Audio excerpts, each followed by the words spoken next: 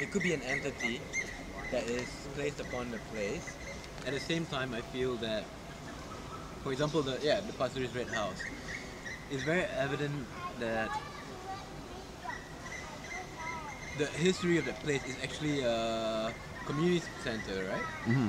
So what I was told when I was when I was in my teens or when I was younger than teens, that this house, psychopath killed his family and buried them there, and another story was he killed them one by one slowly, like over years, and make it seem like an accident and place it under the house.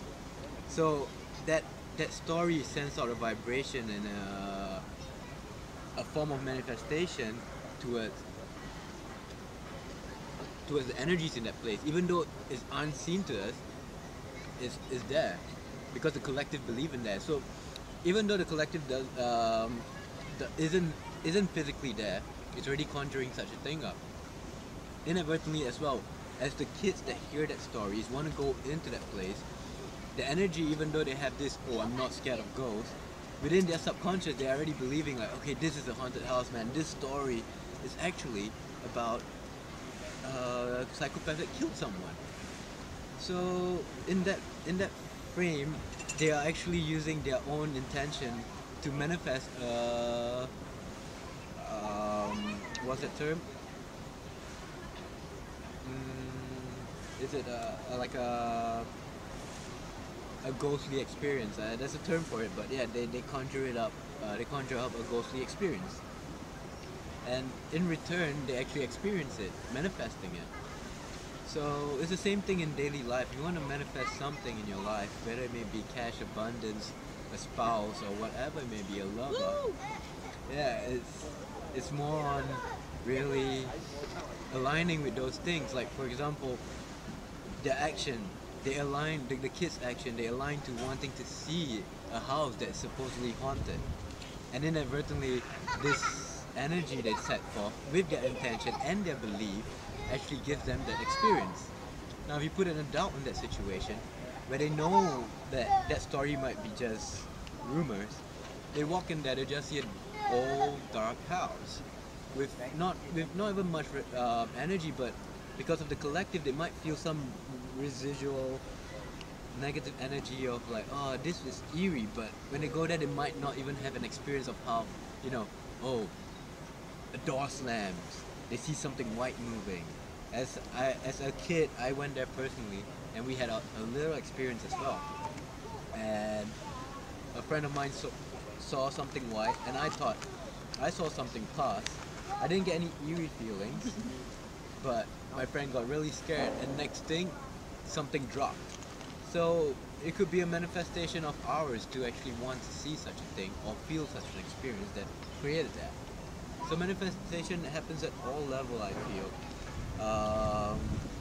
From the daily life to basically what we mirror and what we attract, what vibration we put out. We have to be really conscious and aware of what we want in our life, the experiences that we want to attract versus the experiences in our head, our thoughts and our emotions.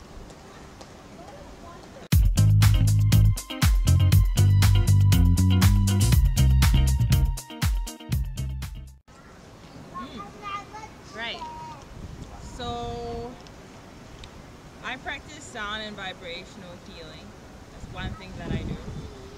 And I've been putting out my sessions, and I've been getting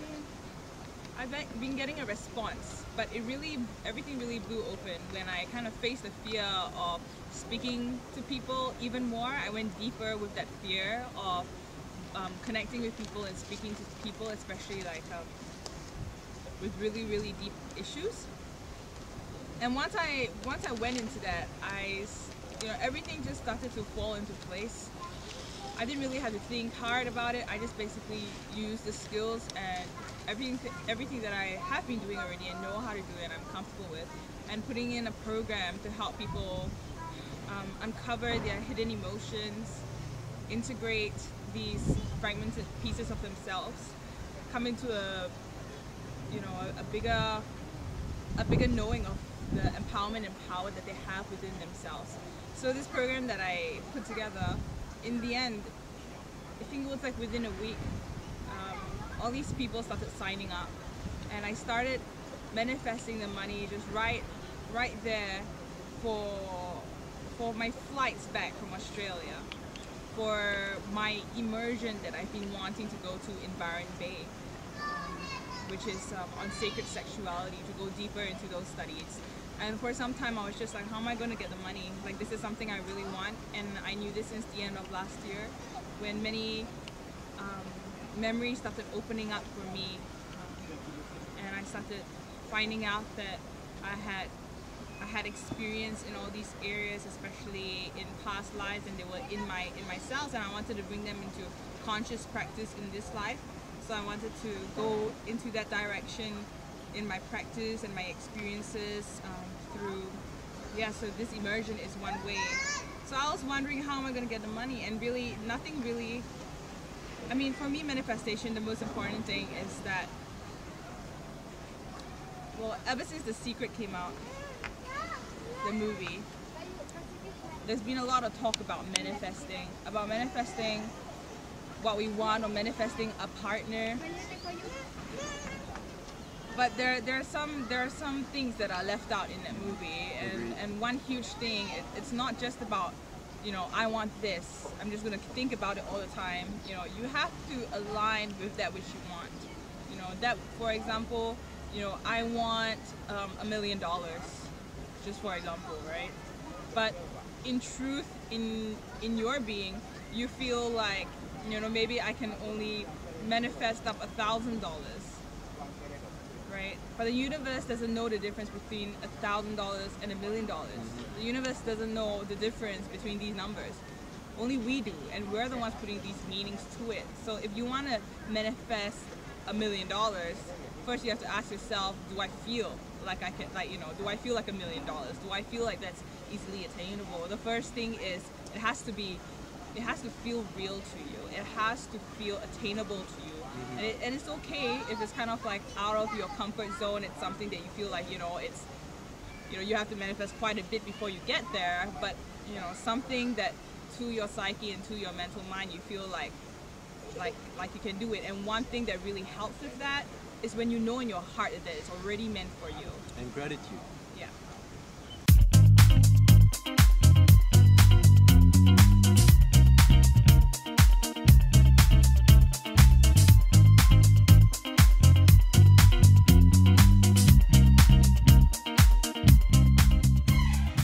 Definitely the lifestyle, because when you go, I want to be comfortable, I want to this lifestyle factors that you want, that you desire. When you do that, that's enough. Because when you go, I want $1 million so I can have this lifestyle, you're giving a universe this much space to work through to give you what you want, you know.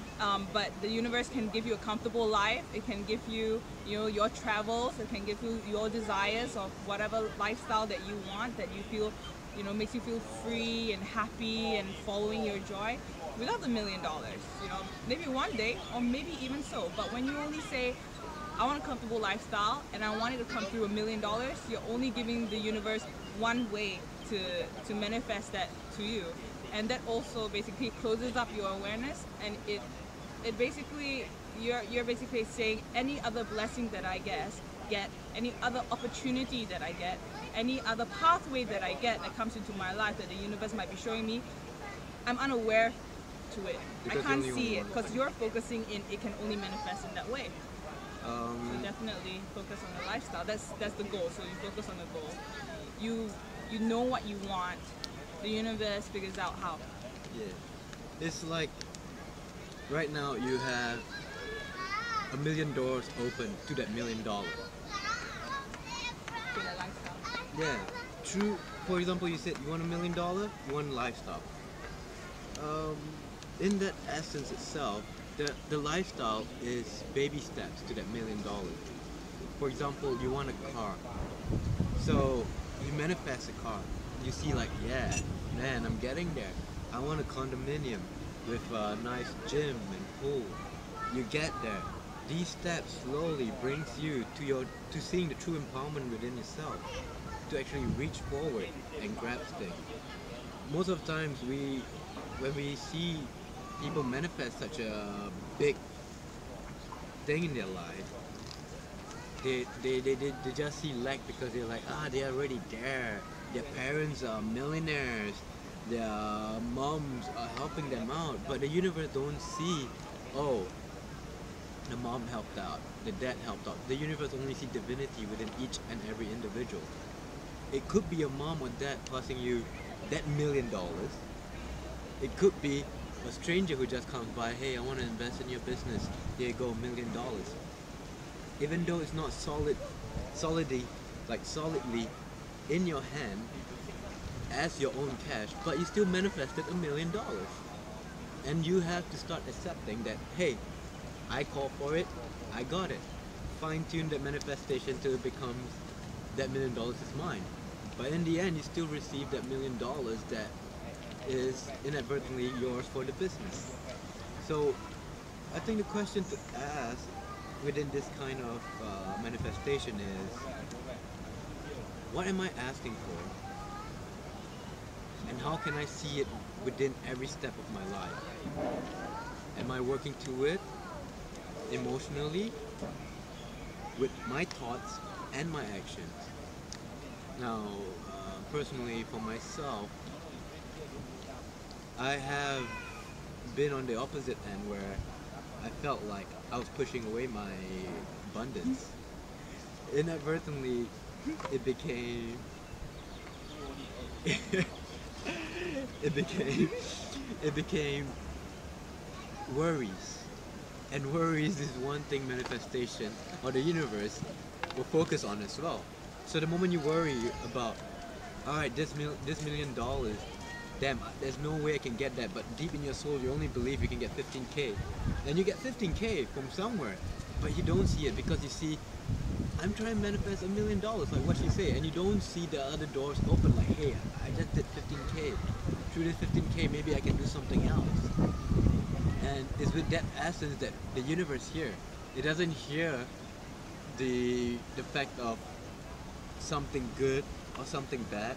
It just hears what our aligned state wants, which is our thoughts and emotions and our actions. Whatever those things align, the universe gives forth.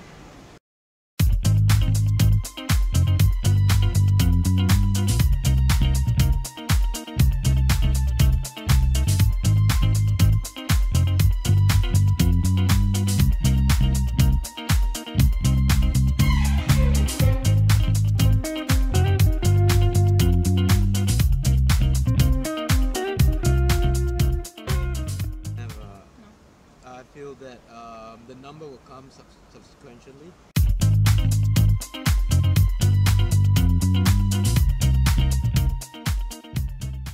To have clarity, clarity on exactly what you want.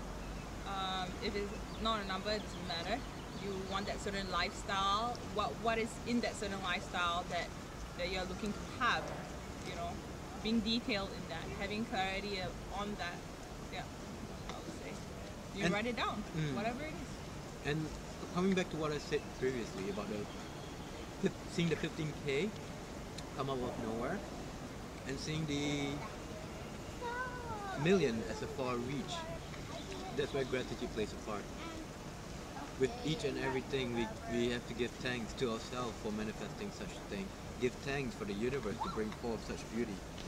And it's really saddening because I've been in that path before where I wanted a certain amount of something, or I wanted this to happen, but I don't see the first few things that happen for me, and it just puts you in a spiral of, I am not a master manifester, or I am not a co-creator in this universe. You actually put yourself off of the divinity of how the universe works for you.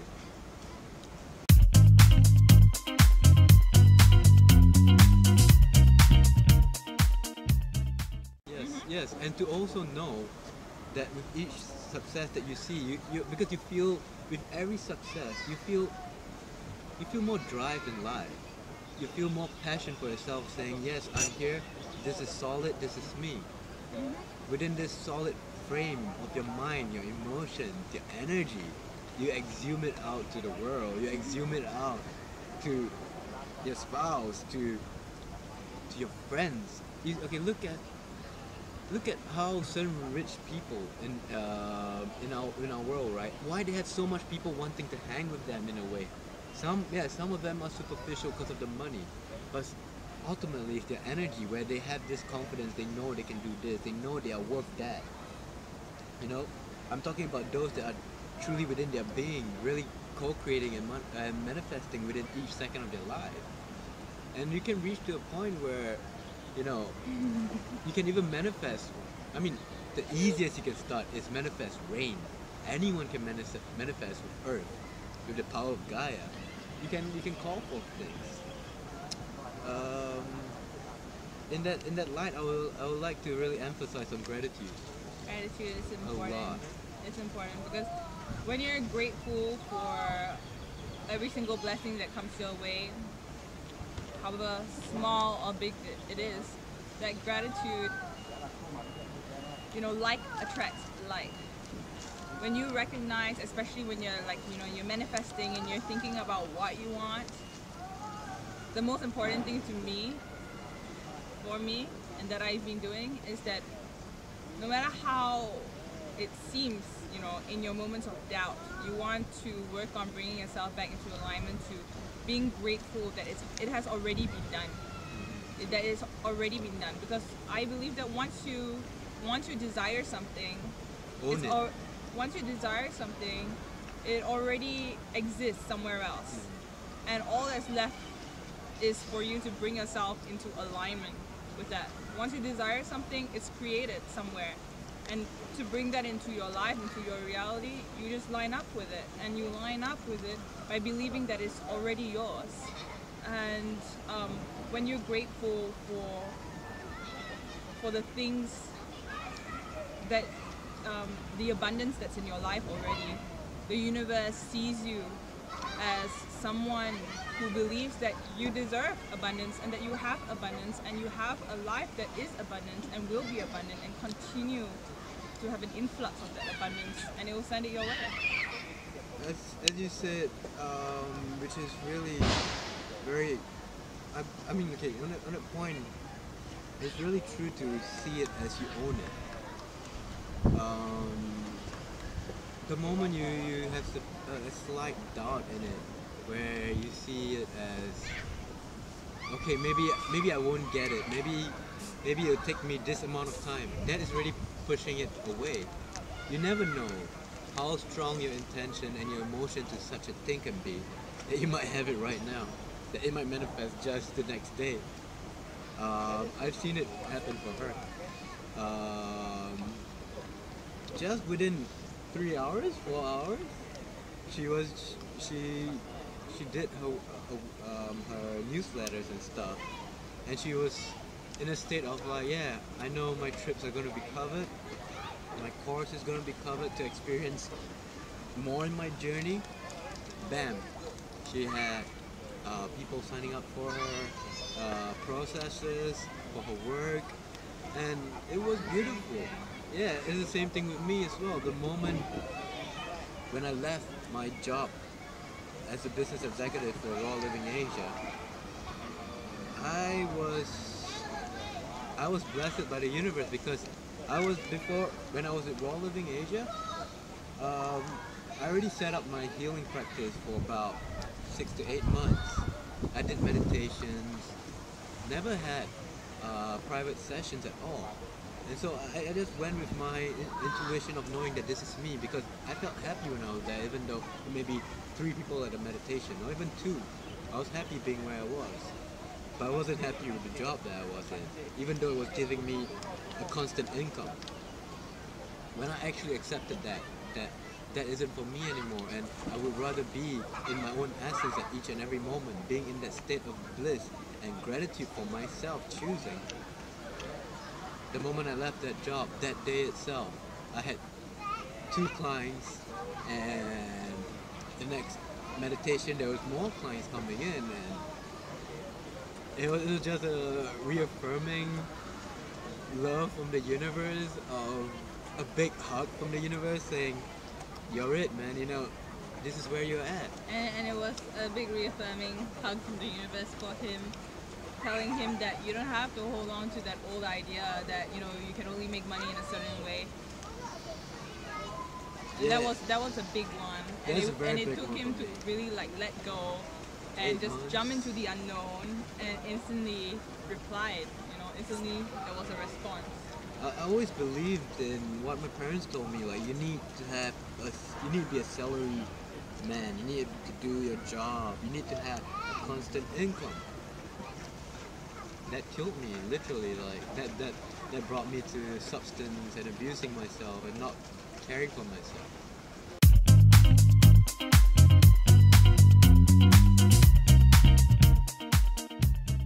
Like you were saying about how certain people, yeah, like you asked it in that question, certain people, when they are starting up a business or even their own personal projects,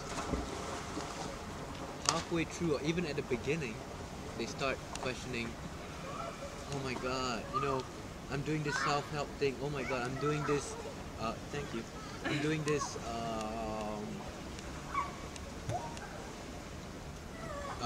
yoga class, but there's right beside me there's pure yoga, there's this, there's that, there's so many competitors.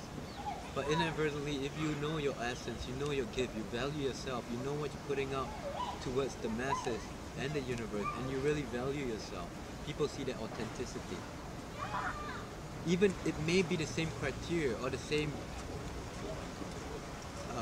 genre of things that they're doing,